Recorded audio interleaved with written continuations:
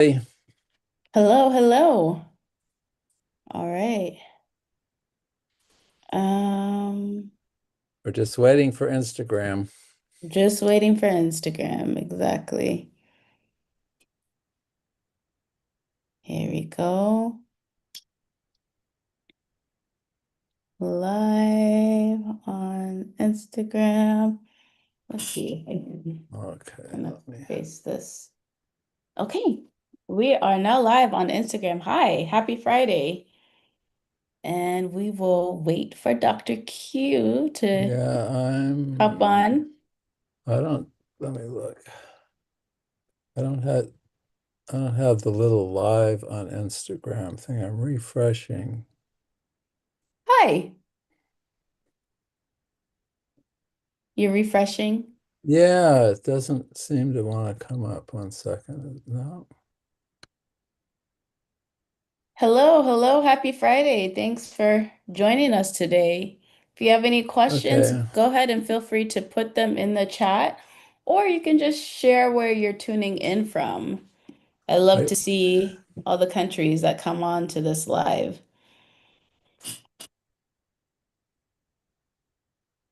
Hello. Um, I don't see us live on here. um, I don't know. You refresh it, you push Again and the again and screen again, down, and then and it's not saying I'm it's live. not coming up that you're online unless there's something wrong with my feed on this end. Hello, Alegu Angela. Hello, everybody. Nigeria. I'm Nigerian too. All right. We are trying to get Dr. Q on the live. Can you try to, are you sure you're alive on Instagram? I'm live on Instagram Yeah, right now. I just don't see the little where I can sign in. Oh, you so you're not signed in? I mean, signed in, I see everything, but Oh, I don't, I see all the stuff, but I don't see the live on sickle cell. Oh, wait a minute. Something happened. hello from Florida. Oh, France. Very nice. Have you guys taken our global survey? It's in six different languages, French included. Okay. I think France is, we just put out a post about who's winning by the number of survey respondents. I don't think France placed. And I know y'all have like a kind of a large sickle cell community, so So just I'm, saying. I oops, see Dr. Q. I see that you joined. Same with Nigeria. You would I'm think Nigeria on, is in first but place, but can you no. send can you send me something to join and all? Let's Let's see. see. Uh, All right, I just sent you an invite, Dr. okay, Q. great. Let's see when it comes up. There I'm we sorry, go. I didn't mean to throw shade. I mean, just a little. Hello from India. We do have some responses from India too, but like Okay. y'all are the third largest country with sickle cell, and we offer the survey in Hindi. So just saying, surveys in our link. Link is in the bio if you want to represent your country within the survey. We got Dr. Q on. Hi, Dr. Q. Hello. How are Hope you doing everybody's today? doing Happy well today. Friday. Yes, yes. Anybody have a question to start us off with? Otherwise, I'll just, I can keep talking about the survey.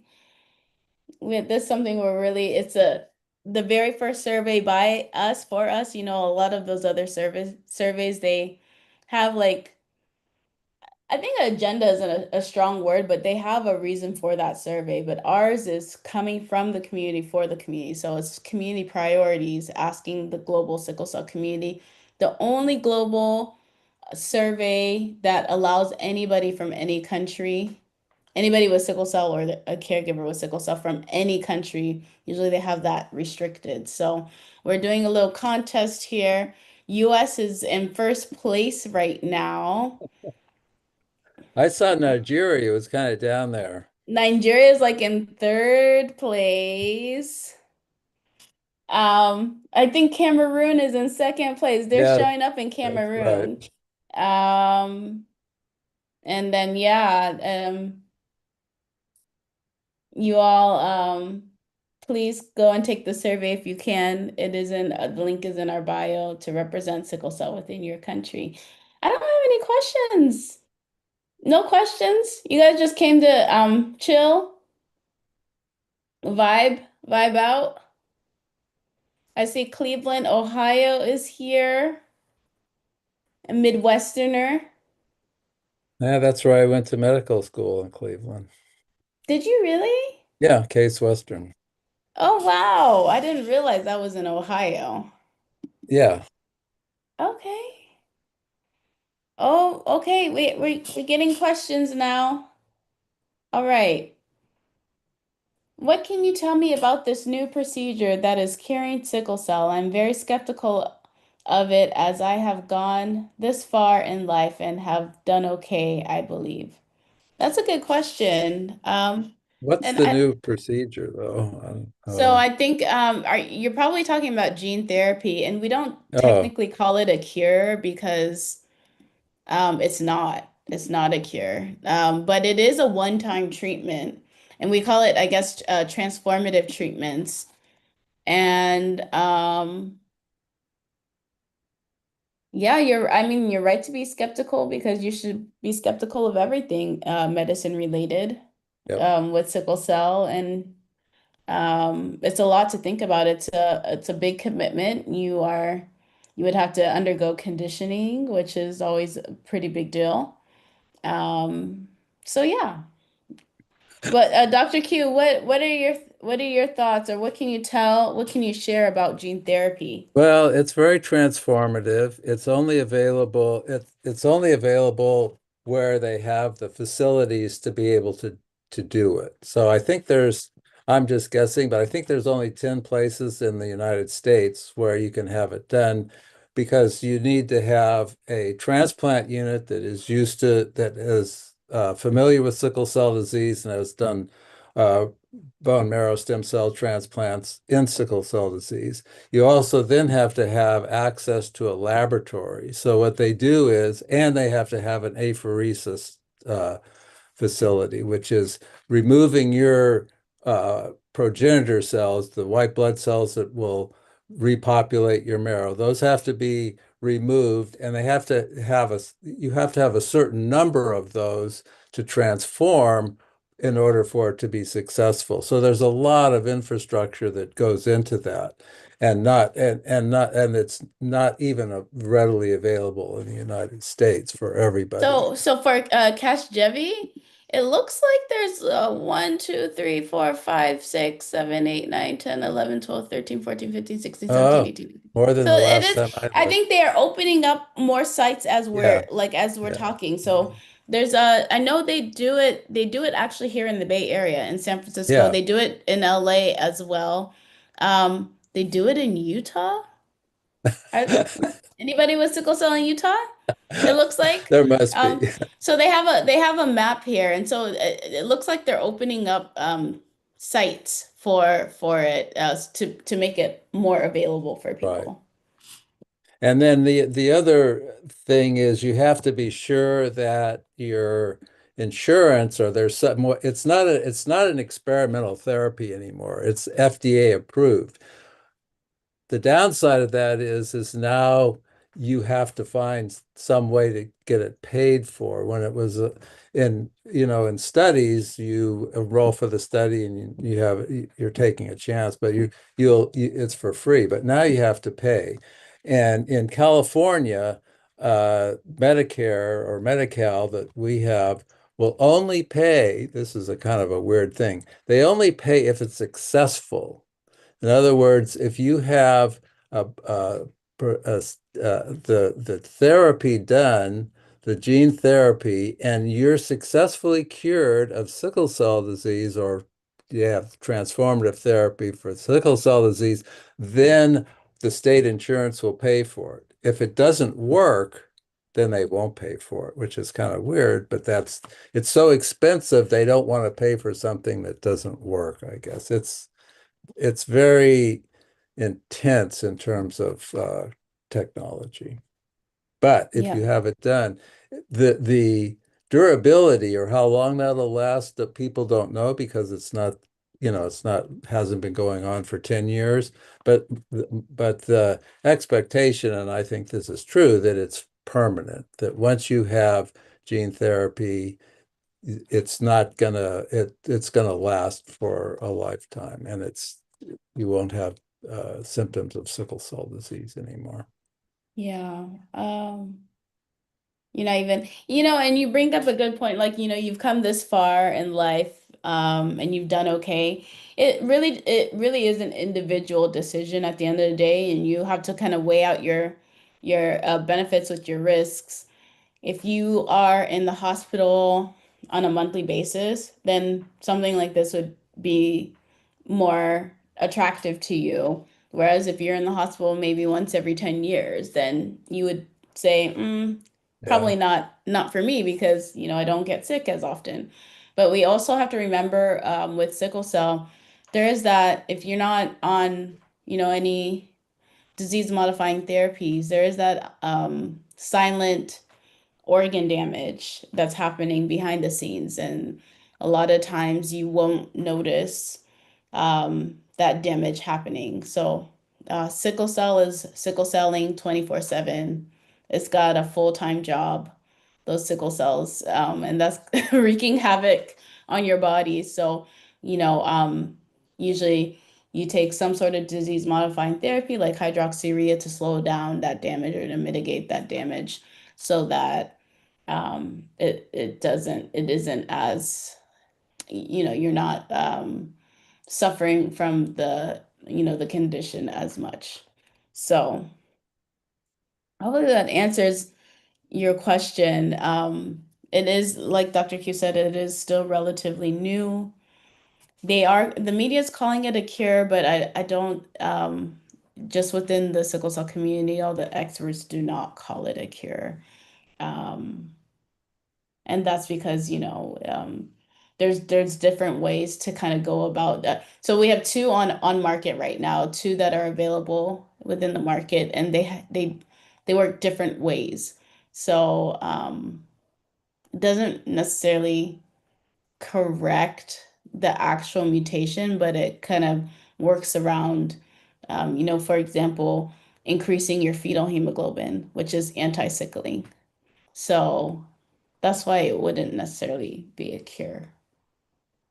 And most of the therapies coming that are in the pipeline that'll be available, maybe in the next year, two or three, the focus seems to be on increasing fetal hemoglobin because people who have something called hereditary persistence of fetal hemoglobin, they have a mutation that, along with sickle cell disease, they also have really high levels of fetal hemoglobin, like over 20%. And those people do not have any symptoms. So the idea with the fetal hemoglobin uh, therapy that increases your fetal hemoglobin is that people with high levels of fetal hemoglobin don't have symptoms. Um, and those seem to be the most common upcoming therapies.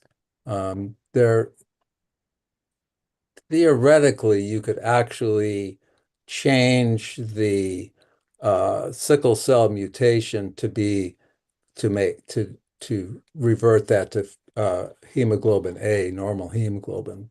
But that is a big jump in therapy to be able to do that.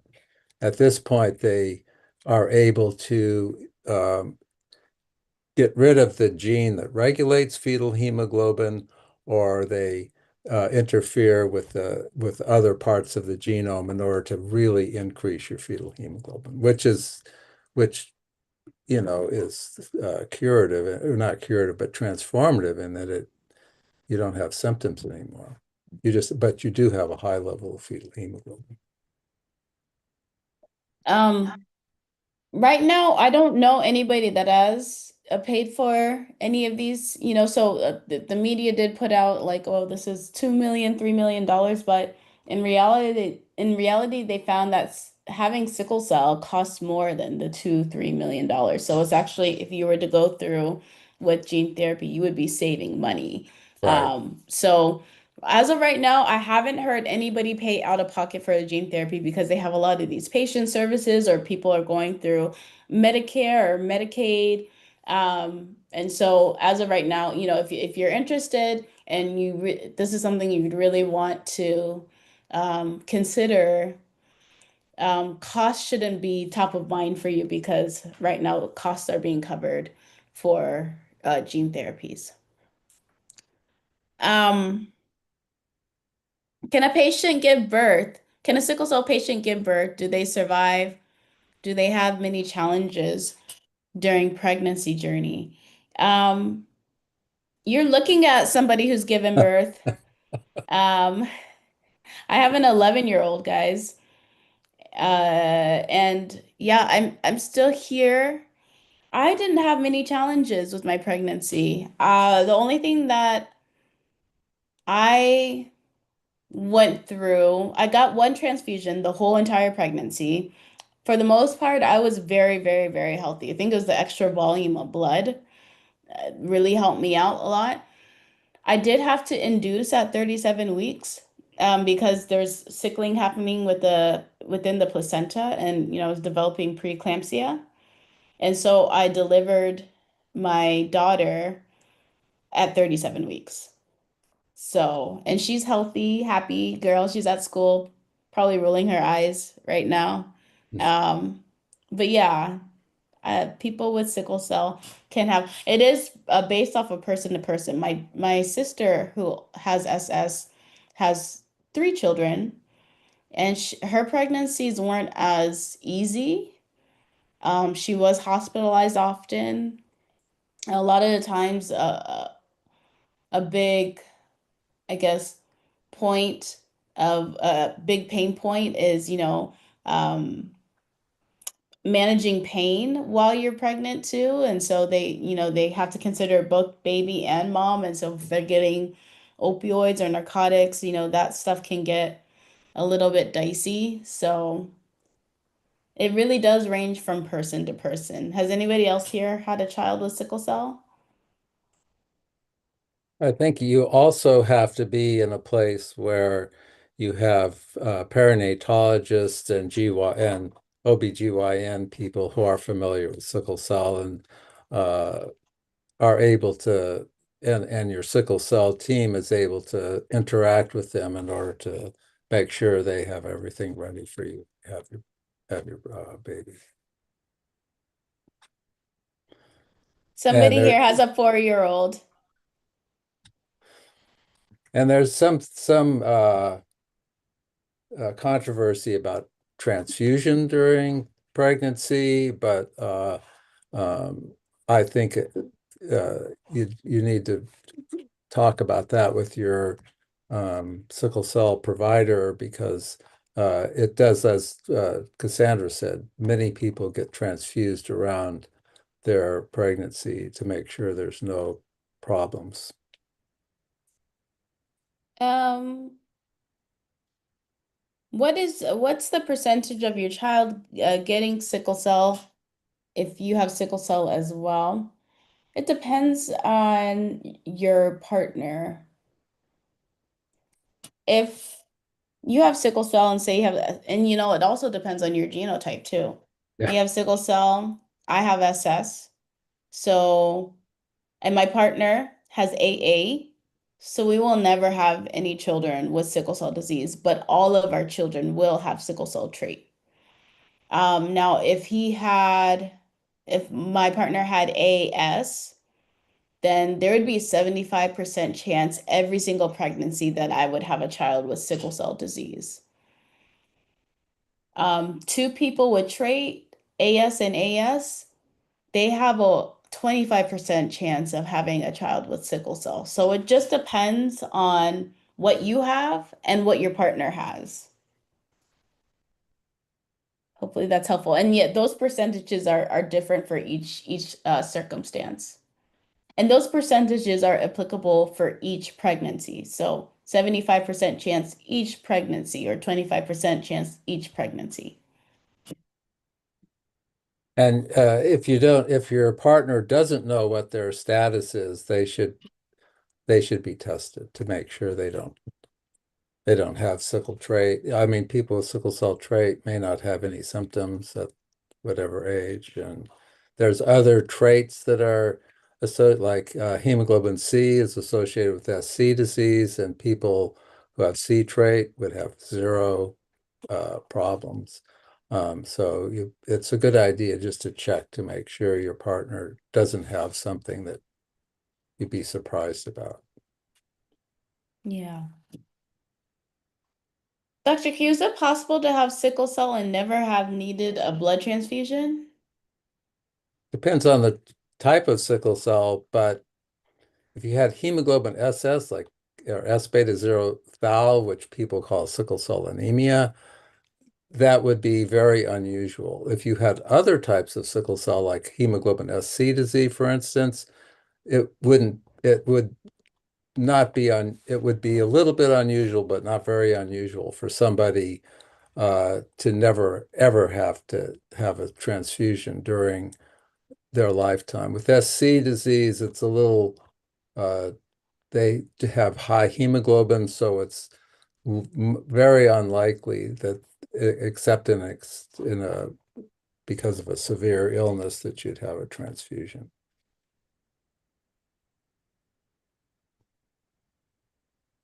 Okay. So the more quote unquote mild your sickle cell is, the less likely you're probably going to get transfused. Right. Um, the more severe types of sickle cell are types SS and S beta 0. So those would be more likely to get transfused. I've Right. probably gotten transfused maybe anywhere between 10 to 20 times in my life. Um, I would say. So some people, my sister gets transfused on a monthly basis. She goes through apheresis, and so it just depends.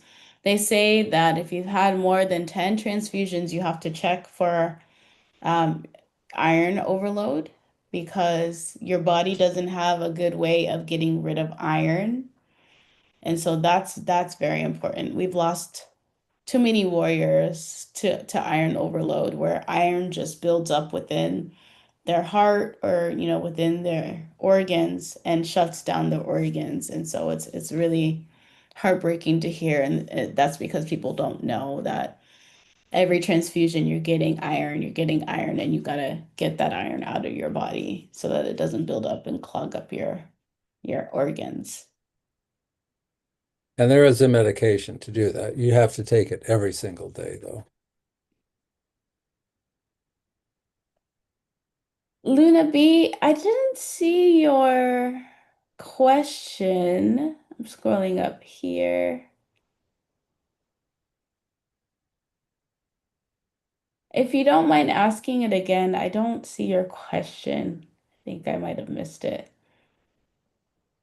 Let's see here. Oh, you never knew about iron overload? Yeah, a lot of people don't know about iron overload, and it's so sad because you don't there's no symptoms. You No. just, keep getting iron, keep getting iron, keep getting iron, and then once you finally feel a symptom, it's far. It's it's progressed, and yeah, not a good situation. Yeah, like Cassandra says, if you've had 10 or 20 transfusions in your lifetime, then getting something called a ferritin test, which looks at how much iron you have in your body, is something that should be done at least every 6 months or a year, depending on whether you're continuing to get intermittently transfused. Once you have that, if you don't get any, if you have a ferritin, it looks okay, and you don't get transfused again for 2 years, then that you don't have to take a look at that. But there is no way for your body to get rid of iron except something called chelation, which requires a medication to do that.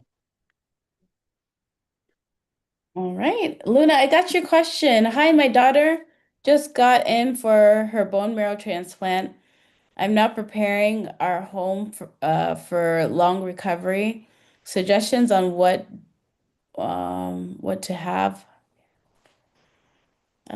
Suggestions on what I'm not sure what the question is. I guessing she's asking for suggestion. I'm getting a walking pad and a lazy boy. So sounds like their daughter's coming home from post-transplant. Any suggestions? Well, I think,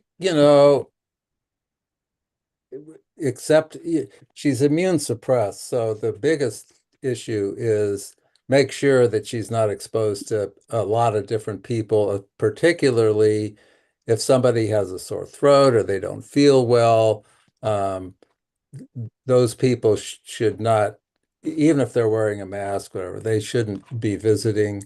In terms of the house itself, I don't think there's um, anything particular that you need to do. Depending on if you have other children in the house, then you have to be sure that they're well and that maybe your your daughter, I guess, whoever got the bone marrow transplant might have to not share a room with somebody if they're sick for sure.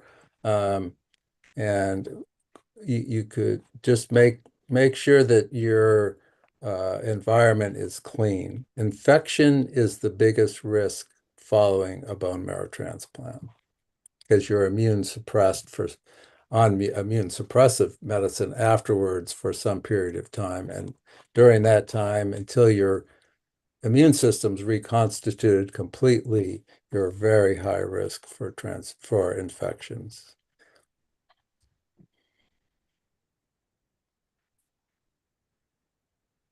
Yeah, and definitely have that conversation with the transplant doctor and the team there, just in case they Yeah. know. I'm sure they know more about your daughter than we do here on live. But yeah, does it mean that they have to stay home, Dr. Q? They might have to stay home for a bit. But again, it depends on how they're doing, whether they had issues during the transplant, whether their immune system has been reconstituted, which would, require follow-up with their transplanter and their hematologist. So those are the people who you should really rely on to let you know how to follow up after a transplant. Hopefully that's helpful. Let us know if you have any follow-up questions with that. Can you talk about avascular necrosis? Yes, we can talk about it. You guys always ask about it, and it's probably one of those things that we get asked maybe once every live about avascular necrosis. Um, Dr. Q, do you feel free to share a little bit more about why you're asking about it. Maybe you got diagnosed with it. I'm not sure. Um, I see. I'm not sure if this is the same person. Okay, we got two questions about avascular necrosis. The other question is, apart from hip replacement, what can someone with sickle cell and AVN do to reverse AVN? So first of all, avian is very common in sickle cell disease. Something around like 20% or so of people with sickle cell disease develop avascular necrosis of the hip. Once once you have been diagnosed with avascular necrosis, then it's a process where it doesn't get better. It only gets worse, or maybe it stabilizes for a little bit of time. But eventually, you need a hip replacement, and it's up to the individual to decide when the pain and the disability from your AVN becomes to the point where you're just like, I need hip replacement, which is it's a it's a major surgery. It's done really frequently. You need to have a physician and a backup team who knows about sickle cell disease for your recovery. Um, but what the natural history of avascular necrosis, if you just don't do anything, is that the head of the femur, where the ball that you have this is your pelvis, and there's a ball that fits in there to the head of the femur that moves around, that will slowly degenerate, and at some point it actually fuses to the hip, and then you have no you can't move your hip at all. So, for instance, sitting becomes an issue. There's a and when that happens, kind of counterintuitively, the pain goes away because what's hurting is the inflammation and the pain of moving the hip. So once the hip fuses, there's no more pain, but then you can't move your hip either. And there's no, even at that point, you can still have a hip replacement. So the only cure for a hip for avascular necrosis is a hip replacement. And the timing of that is up to the individual. When you feel like it's just too much, your disability is you know uh, beyond what you want to deal with, then you set it up to have a hip replacement. And again, that's best done with people who know about sickle cell disease and can help you through that. Cassandra knows it's a long process. It takes a lot of physical therapy, etc., to recover from a hip replacement. Yes, I received a hip replacement. No, it's now been what, 13 years. 13 years ago I received a hip replacement, and um I put it off. I'm not gonna lie. I put the replacement off for a bit because I didn't want to get the procedure done. And so I did the core decompression, and that didn't really work. And so I was just managing pain for a while. I did the cortisol shots in my hip, and then I took pain medication. Then finally came to my senses and decided I would get it replaced because I was, I guess, tired of being in pain and tired of, aching all the time. At that point, like I don't know why it does this, but it seemed like one of my legs was shorter than the other, or like, it kind of retracted a little bit, so I would have a limp. Wasn't cute. It does become shorter because the head of the femur collapses. So you could have, Mm, a centimeter difference. And that's one of the things that happens when they replace your hip. They try to make they do it so that your legs, that you don't have that discrepancy anymore. yeah, so that was like when I was 25, just like in my prime. And like I'm over here trying to settle down.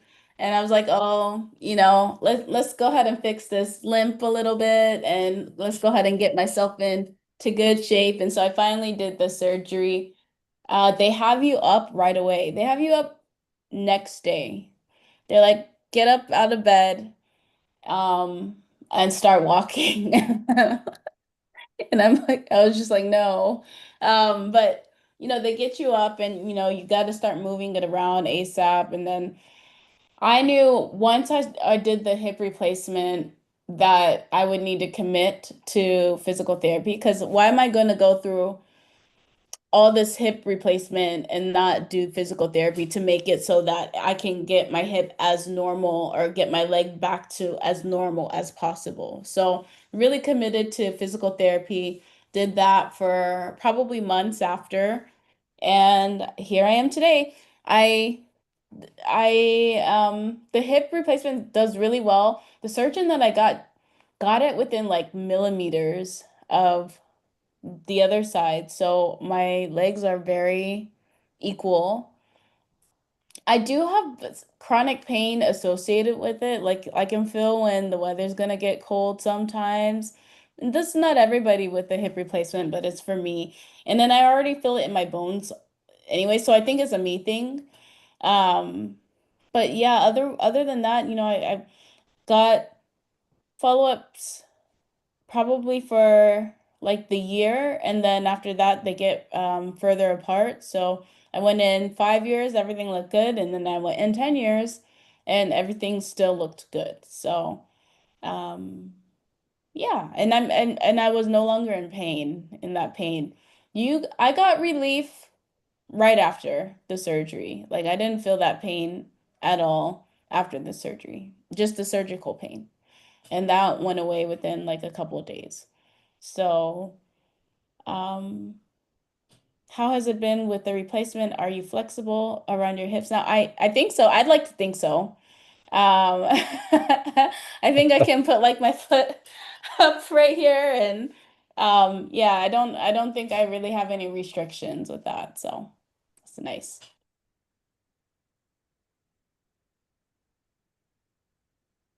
Did you have your kids after the replacement? Oh, that's a good question. Yes, I did.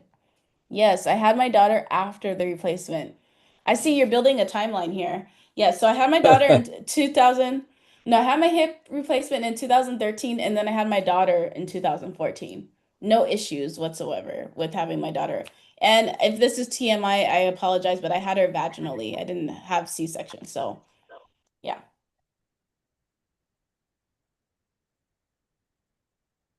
Hopefully that answers your question. Good luck with it. Just go ahead and do it. Just go ahead and do it. It's not worth being in the pain. Life is meant for enjoyment, Enjoy yourself. Let's not be in pain. Let's cut that down as much as we can. Right. I mean, if you have AVN, eventually you're going to get a hip replacement. I mean, so and it doesn't happen overnight. So you have time to find a surgeon, get everything set up, and uh, make sure you have a place to do the physical therapy and all that, and then have it done. It's a big deal though. It's not, can't make light of it. It's having your hip replaced is a big deal, but it changes your life. Yeah, because that pain wasn't fun. It really wasn't. You have your crisis and then you have like this long-term pain that you already expect to have the next day and the day after that, that chronic pain and wasn't great. So just go ahead and take the jump. I know it's scary. It was really scary for me too, but everything ended up turning out great. AVN caused your leg to be shorter than the other. My 12-year-old's leg is like that, but she also has scoliosis with sickle cell.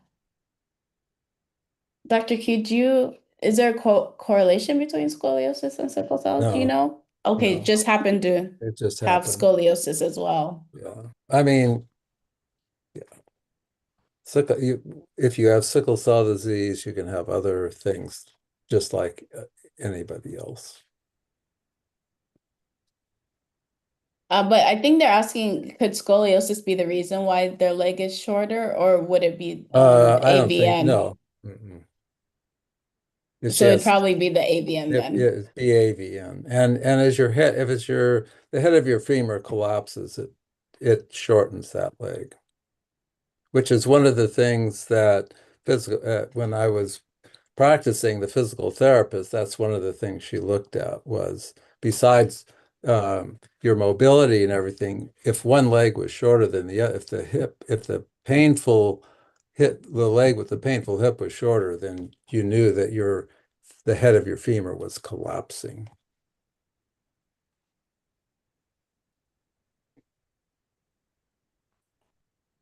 All right. I think I'm caught up on questions. No more questions, guys? Let me see. Oh, I'm not. Gene therapy for a 12-year-old, is it more risky when a child is younger? I don't think, well, probably not if unless the child has had a rough course with sickle cell disease. But 12 is, in the studies, 12 was the cutoff age. So you had to be 12 years old or older in order to have a gene therapy. One of the reasons was you have to collect the stem cells, the progenitor cells, using apheresis. And it's difficult to do that with children. And once you get to be, your veins have to be big enough, et cetera, et cetera. If you're doing it for a transplant, they might even at that point put in a catheter in order to do the collection because that would make the collection a lot easier. So 12 would kind of be the cutoff for gene therapy. If you were younger, you could have it done, but in the studies, everyone was 12 years old or older.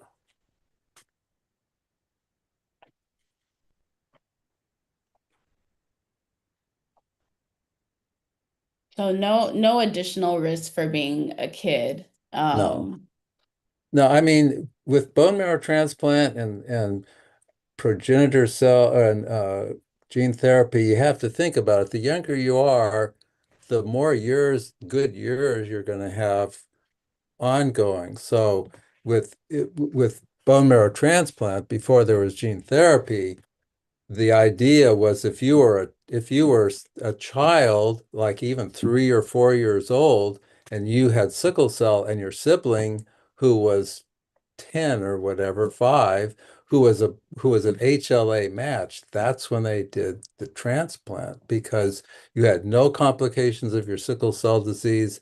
And besides that, you had your entire life ahead of you without sickle cell disease if you had a transplant. That was back. And now I'm sure the same thinking goes along with gene therapy.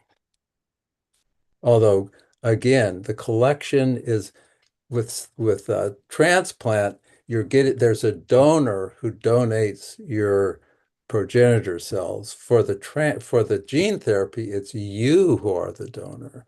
So you have to be big enough for that to be done.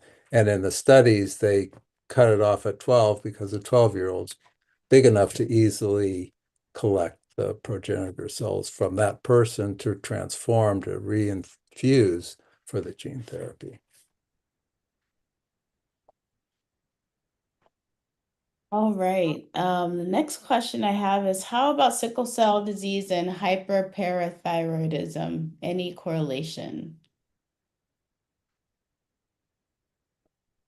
I, you know, I have to dig deep into my brain for that one. Mhm. I, I, there, in my neurons are telling me that there might be. I think I've read. I'm not sure, but I would actually have to go to the literature. I'm not sure about that, but somehow I think there's something there that I just don't recall. So something I heard, take this with a grain of salt, but something that I heard was, or something that I've seen is a lot of people with trait having like hypothyroidism.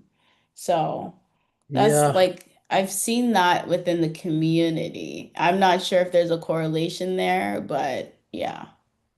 hypothyroidism is extremely common. I mean, Oh, okay. in my family, and it's usually women who have hypothyroidism. But I think, maybe it's genetic, but in my family, most of the women are on thyroid medication. And they're older. They're like 40. My daughters are and so they're old, much old. They're in their 40s. So Yeah. So then that, I guess that correlation would make sense if it is more common than not. it's a lot of people think it's overdiagnosed, but I Oh, mean, okay. there's some literature recently that I read that feel that hypothyroidism is overdiagnosed. Hypo And or I and I and hyper? I and I, hypothyroidism. I think it's because the treatment is so readily available and so it's not. And all you have to do is write a prescription if you think somebody's. But Yeah. there is a kind of undercurrent among endocrinologists that might be overdiagnosed. All right. Is hydroxyurea still the best option for sickle cell disease? Are they also they took my daughter off hydroxyurea because she had stroke and she is on regular blood Uh, transfusion. right. Are there other options for her? Uh, Again, this is for your hematologist to decide, but most children who have strokes are on chronic transfusion for life. But it depends, there's a lot of things that it depends on, and but that is generally what happens. Um, the what you might hear is that people were on transfusions for, quote, strokes, and then they were transitioned to hydroxyurea. But those were actually children who had stroke risk on a transcranial Doppler screening. And those children are initially started on transfusions if they have high risk of stroke. After about a year or so, they're reevaluated, and some of those children can be weaned off of transfusions onto hydroxyurea, and the studies showed that it was equally efficacious. So it didn't, the kids who are on hydroxyurea did just as well as the kids who are on chronic transfusion who met the criteria to be on hydroxyurea. But otherwise, if you've actually had a stroke, then chronic transfusions, depending, are what is indicated, and it's for life. And um, as we were talking about before, then at that point, you really have to be cognizant of iron overload. There's this, okay, I'm going to say something controversial, so just this is my opinion and nobody else's opinion.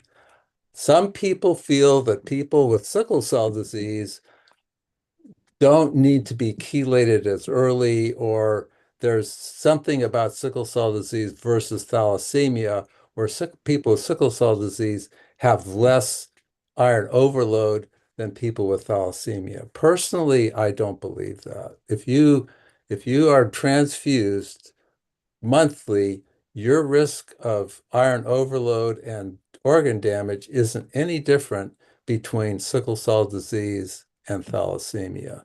There are some differences in maybe the way it presents, but you can't say that people with sickle cell disease are different. Everybody is got the same biology, and if you get transfused on a monthly basis, then you're going to have the same problems. Some people with thalassemia, however, are have issues and they're transfused every 3 weeks rather than every 4 weeks or something. And with thalassemia, you can't get an exchange transfusion very readily. So exchange transfusion changes it, because if you are on exchange transfusion, then you don't, then the need for chelation goes way down. And that's why people like exchange. It takes more blood, you're exposed to more blood, but the people at Children's have shown that it doesn't make you have more antibodies against different red cells. So it's as safe as a simple transfusion, lots more technology, um, but it's what you would want to do if you had to be on chronic transfusions. So, is hydroxyurea still the best option for sickle cell? It's the best option for sickle cell. Well, I'm trying to think. It's been around for It's the 35 gold years. standard, Yeah, it's been right? around, it's been around for 35 years, and every new therapy that comes along is is the the gold standard. If it has to come up to be as good as hydroxyurea. Um, And there's some issues about hydroxyurea, but the way it's given for sickle cell disease, it the side effects are all manageable. And it there's so many good things about hydroxyurea. Besides increasing fetal hemoglobin, there are other effects. But people who are on hydroxyurea, it is really an organ preserving therapy. And if you do have, say 4+ admissions a year for pain, it will definitely you will see a difference. Although it takes about 6 months, for the hydroxyurea to kick in and really start changing the course of your sickle cell disease. It doesn't happen in a month or 3 weeks or whatever. It takes a while. And your physician, who's your hematologist, your sickle cell doctor, who's administering it, can do tests to say, oh, now your fetal hemoglobin is 20%. You should really start feeling better. Um, there's if you're older, there's a lot of chronic organ damage, so some things may not change. For instance, AVN would not change if you were on hydroxyurea. Yeah, hydroxyurea has been the therapy that's been studied the longest within sickle cell. So there's that. Some of the other therapies for sickle cell are L-glutamine, the pharmaceutical grade L-glutamine, and then depending on where you are in the world, crizolizumab, which is the IV infusion, the monthly IV infusion is also available for sickle cell. So those are pretty much the options, and then transfusion, blood transfusion, of course. Those are pretty much the options for treatments for sickle cell. So, I think what's unique about hydroxyurea is that it doesn't, like Dr. Q said, it doesn't just increase your fetal hemoglobin, but it helps in a variety of ways. It has a lot of targets, whereas some of the drugs that are being developed today only have one target. I think somewhere I read or heard that hydroxyurea had five different targets. So it's kind of like a super drug for sickle cell. And maybe some of these other drugs will end up having, like, the more we do research, you can find that they might have more targets, but for hydroxyurea, it's been approved since 1998. So it's the drug that has the most data behind it. It has uh, information on long-term effects, all of that is what hydroxyurea has. So I think it would be considered the gold standard um, when it comes to treatment.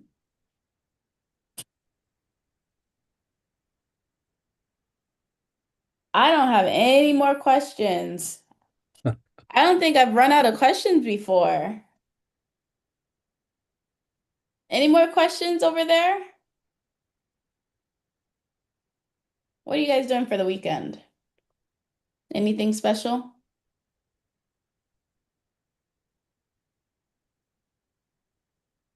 Anything special for you, Dr. Q? Uh, no, we're having uh our house had floods, so we're having all our floors done, and they're over the weekend we're going to be able to actually go back upstairs and walk around a little bit. Oh, this And then weekend? I have grandkids that I spend time with, so like after this I go get my granddaughter and take Okay, her to a park. yeah. Hey, Dr. Q, what's the difference between thyroid and parathyroid? Thyroid is your thyroid gland, your parathyroid is uh, a different organ. Oh, So, okay. So that person was asking about parathyroidism. right. And I don't really know. I don't know the correlation between Okay, parathyroid and no sickle worries. cell.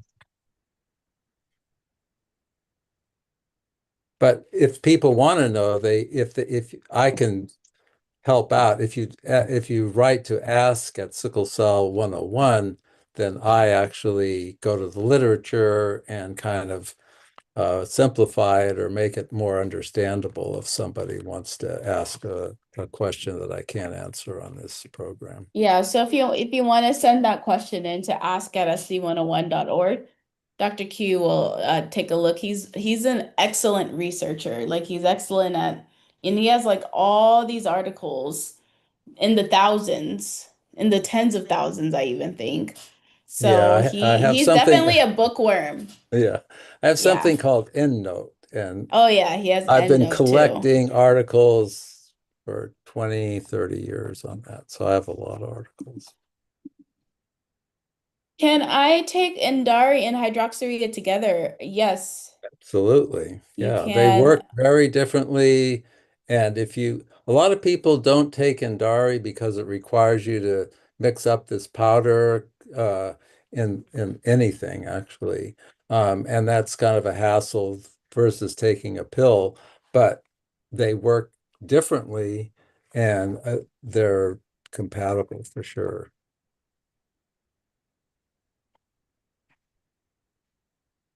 Okay, I see some questions we got coming in here. Oh, I'm so sorry you're in pain right now. So sorry. Hope you're able to get some relief. Um, so I see a question here. What are the recommendations for kids with sickle cell disease to participate in sports? Um,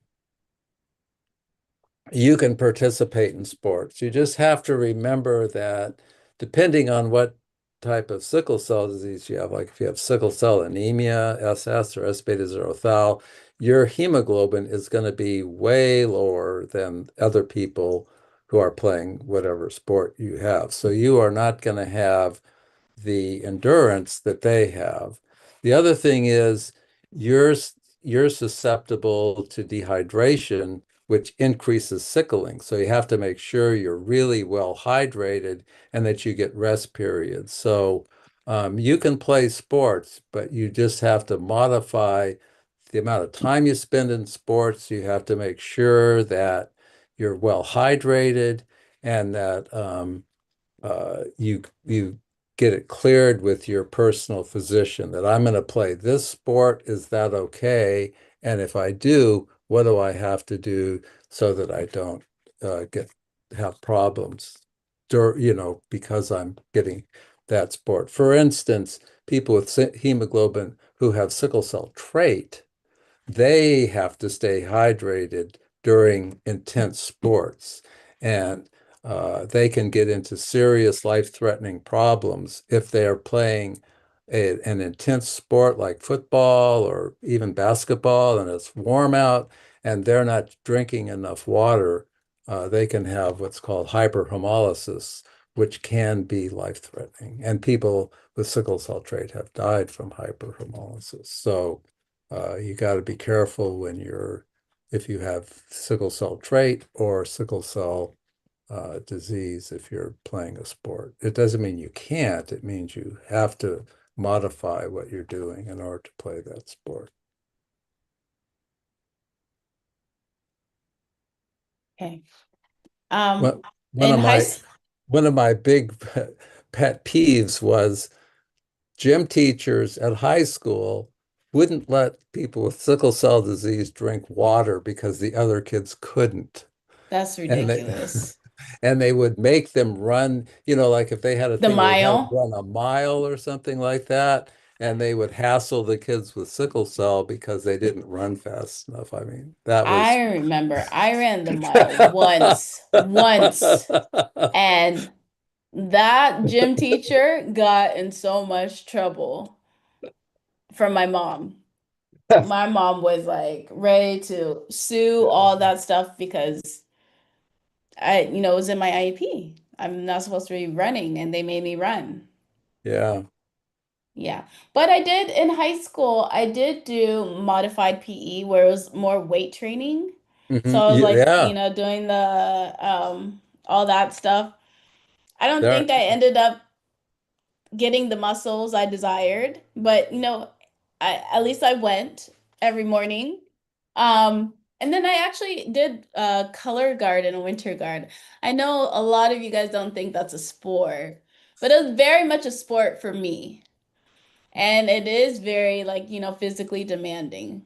And I was really proud to be part of that. So, not that you can't do sports, it is like, you got to modify it. So, Right. when uh when I needed to rest, I got to rest. When I needed to drink water, I got to.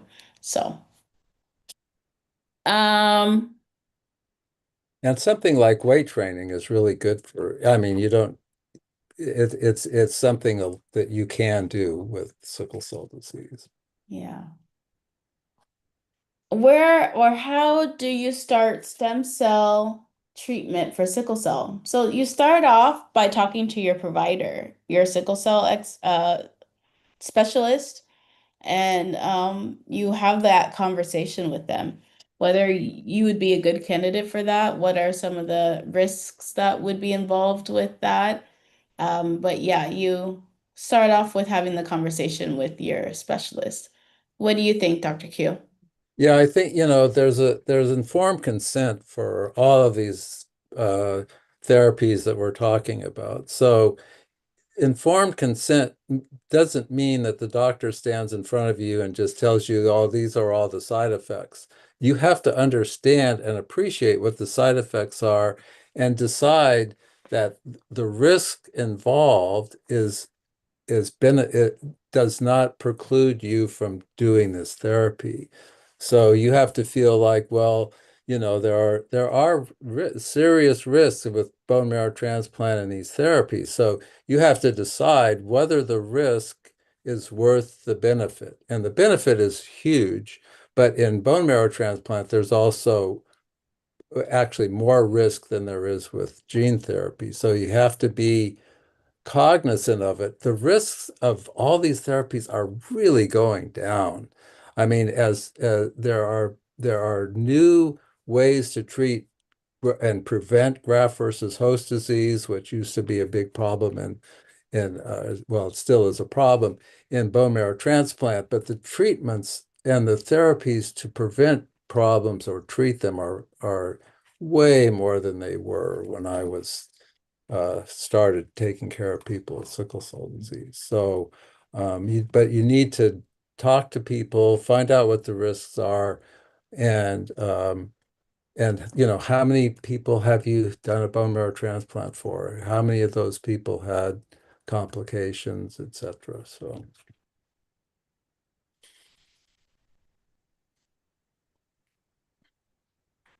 Okay. Um, my daughter's 22.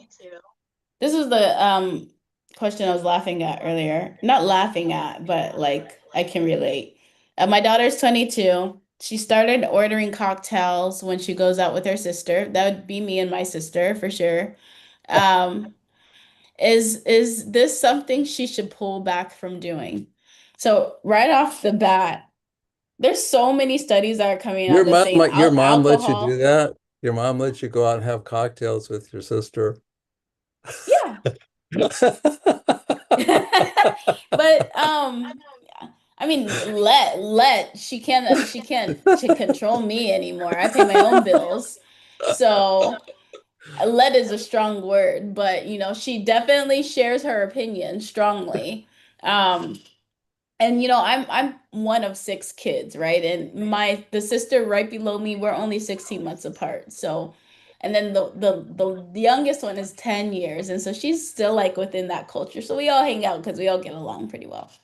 Um, but right off the bat, there's just so many studies coming out saying alcohol is bad, period, for anybody whatsoever. So, unfortunately with sickle cell, there can be alcohol can be a trigger. It can. So she has to do it responsibly if she is drinking. So the thing is, Dr. Keel, yeah, they say if you drink something, you have to like follow it up with a lot of water. It kind Right. of de it kind of defeats the purpose of drinking, right? Because sometimes you're drinking to get buzzed, right? So if you're following it up with water, then like you're not gonna be buzzed. So I don't know. I don't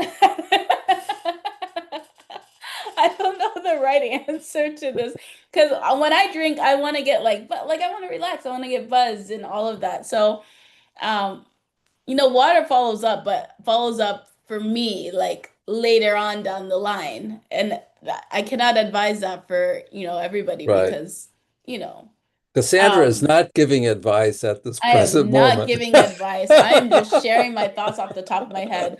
But the doctors will say, yeah, you can drink, but just follow it up with water. But then that defeats the purpose for me. Unless you're like drinking to like taste the cocktails, which I don't. But I know a lot of people do. Like I know a lot of people enjoy cocktails, but then you could just get a mocktail instead of a cocktail. So I don't know. It doesn't make sense to me. What do Yeah, you think, Dr. Q? alcohol is a diuretic. So when you drink alcohol, you get dehydrated, and that's why people tell you to drink water. Um, and besides everything else, if you get dehydrated, you're going to have problems with your sickle cell disease. And the wine in California, the wine industry and the liquor industry are really having a lot of problems because it used to be, oh yeah, red wine is great for your heart or something like that. Now Yeah. it's like alcohol is, Mm-mm. there's nothing good about alcohol. There Yeah. is no benefit on any level for alcohol. And so wine sales are going down, other kinds of alcohol are going down because people are realizing, this isn't good for me. Why am I drinking it like whatever. And So Gen Z is really good at that. Like, I think millennials are the last quote unquote boozy generation. And Gen mhm, Z, they're not drinking alcohol at all. They're like, this body's too precious for me to put anything in it. Um, or, the numbers have plummeted for Gen yeah, Z. So yeah, good for them. yeah. I Um, mean, yeah, I drink like one beer a week or every couple of weeks. That's about it, though. And now they have alcohol-free drinks. So you can get the same kind of thing, except there's just no alcohol. Alcohol can't be good. Alcohol can't be good for you. It just can't be. There's It's only one purpose to drink alcohol in my book, and that's to get buzzed or drunk. So, okay. otherwise you should drink the alcoholless beer Yeah, or the right. mocktails. That's So if what you're I drinking do. it for taste, then just go ahead and do the mocktails. Right. If you're drinking it like me for the buzz, um, don't. Oh boy. Don't. Yeah, and just stay at that level. Once you go beyond that, then you're a dangerous person to be. You got to have someone who's going to drive you home, who's going to watch over you while you're stumbling around you're in your house or someone else's house. Yeah, I've definitely gotten crisis from being drunk. So let that be maybe um a warning to you all. Yeah, I figured it out eventually, but yeah, I definitely got crisis a couple times while being drunk. So yeah, all right. So yeah, tell her to pull back. Tell her to pull back. But tell her it's not just a sickle cell thing. It's a everybody thing. It's just not good for everybody. no, And when these things happen, when bad things happen to people, it happens like almost doubly to people with sickle cell. So, there's a greater risk for her. So definitely tell her to pull back. And I'm a do as I say, not as I do type of person. No, no, no. I live pretty healthy. Like this is fresh juice right here. So that's usually what I'm drinking, not alcohol. All right. Cassandra takes good care of herself, believe me. Yeah, I do for Really, the most part. on the big picture, she takes really good care of For the herself. most part, yes. And I'm vegetarian, guys. All right. Um, what are some recommendations for pain medications that do not damage vital organs too much? Good question. Pain, opioids. Well, if you take opioids a lot, they actually affect your libido, they're actually that's the main part of it. And besides, even people with sickle cell disease can become dependent on opioids. So that if you had to pick out something that was bad about opioids, that would be it. And it doesn't have anything to do really with sickle cell because anybody who takes opioids, once you can have an issue with it. So that's probably the biggest issue with opioids. Um, and the thing with sickle cell disease, the pain is way different than what for other people. So it's just something to keep in mind. You need to have that therapy. You just have to kind of be cognizant that it can be an issue. If you're not, if you're taking opioids and you're not really, and I mean, you know yourself, you're not really having pain, then that could be a problem.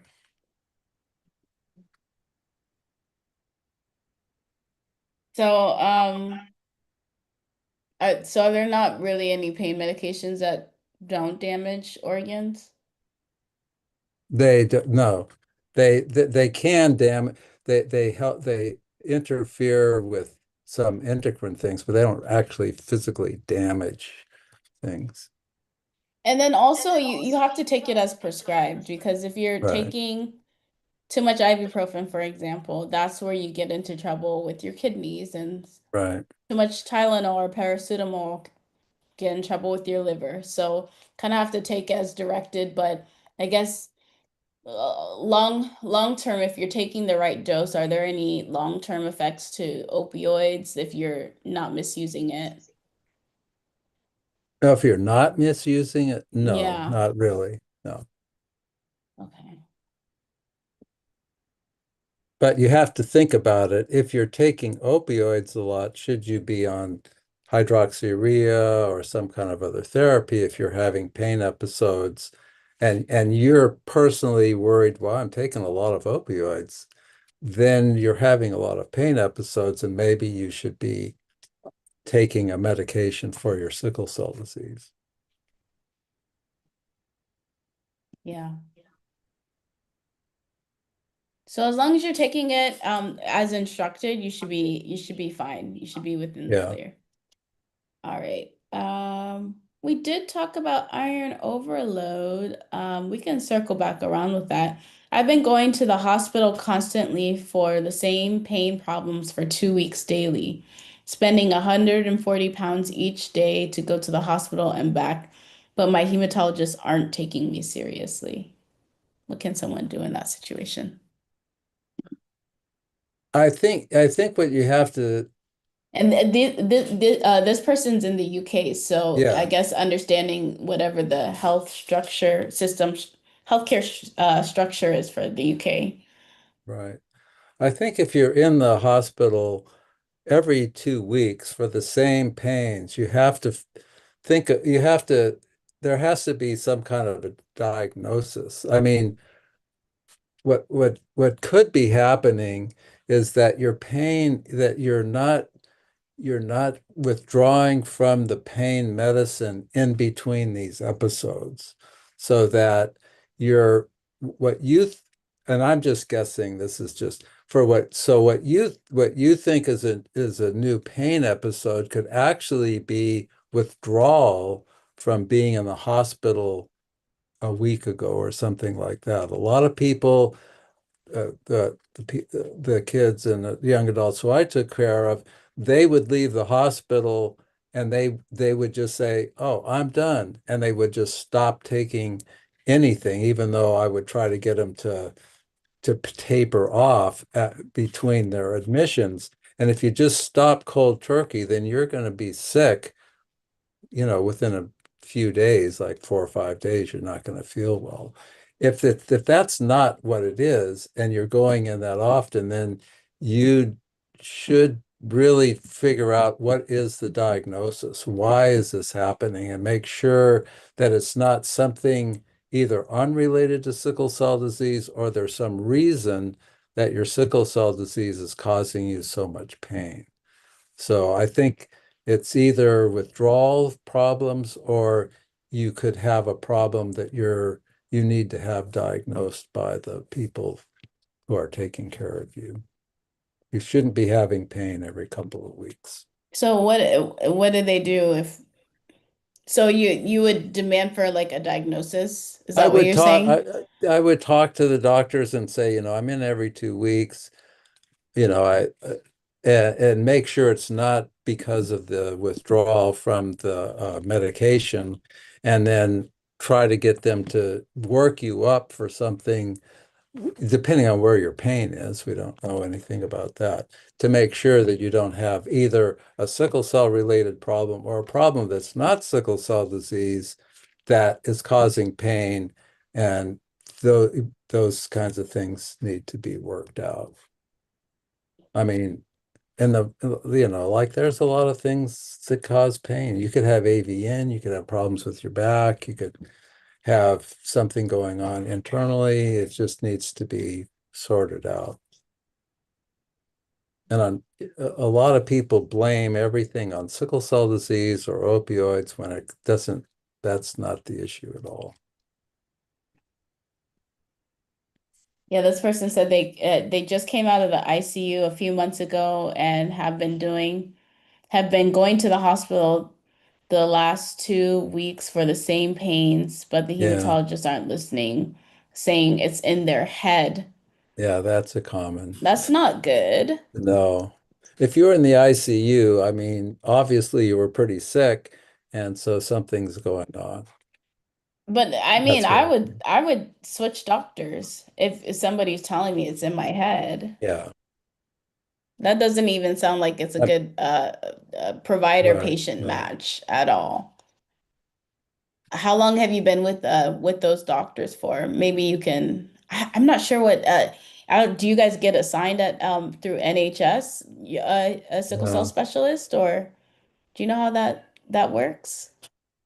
I don't know. I don't know, but I think you can always get a second opinion from somebody, Yeah. another hematologist, the sickles. What you need to do is you need to find someone who is more understanding, takes time to listen to you, and make sure that there's not some real serious problem going on that you're covering up maybe with opioids if you're going in every couple of weeks. Yeah, I think it's time to start looking for it. 5 years, that's a long time that Yeah. you've been with them. And they should be treating you better than that. I'm guessing you don't get sick very often. And so this is new territory. Um, but yeah, it sounds like you need to find another backup provider or just another provider.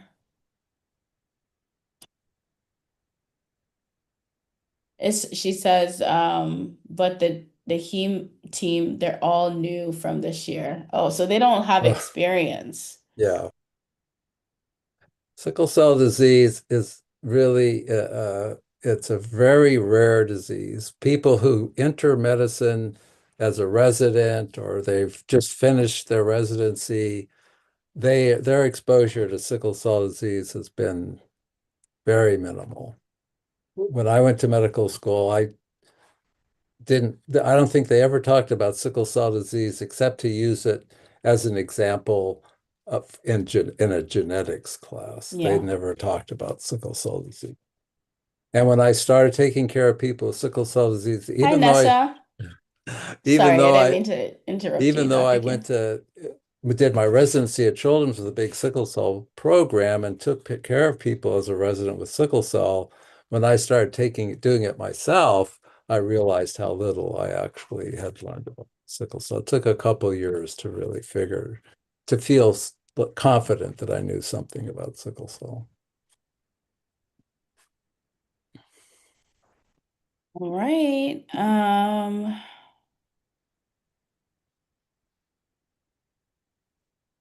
I think this one's a good one to end on. What are your thoughts on the new medications potentially coming out soon for sickle cell, i.e. mitapivat, etipivat, after the Oxbryta recall? Well, I think I'm just I have to kind of